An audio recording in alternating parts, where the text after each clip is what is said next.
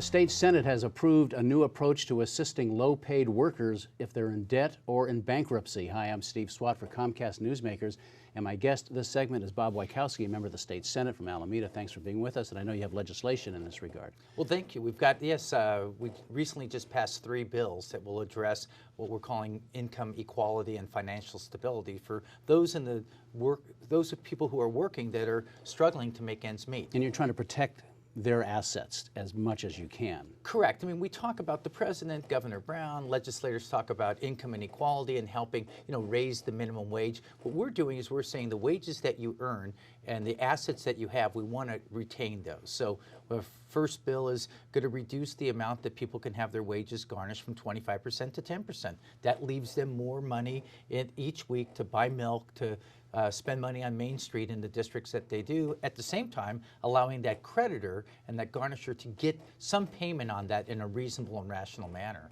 Can't these people already file for a claim to reduce garnishment? Yes, they can. They have you have a right to file an exemption, but because we're underfunding the court, it takes between 6 or 8 months in order to get that. So if you're a person making $20 an hour, right now they're probably garnishing $700 a month. So if it takes you 8 months, that's $6,000 that you've already lost, and you may have not paying your insurance on your car, not making your car payment, being evicted. There's a lot of bad effects that occur. So we're switching that up a little.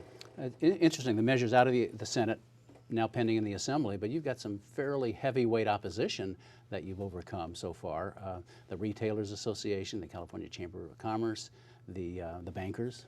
Right. I mean, I keep reminding elected officials that these garnishments don't go away, that the assets, you're just giving people a few more assets that they can live on. And with so many folks struggling, and we've gone through the recession, and some people are just getting back on their feet, and a 25% hit on a garnishment really kills them. And, same thing with somebody going through bankruptcy. Another bill is allow people to keep a little bit more of their assets.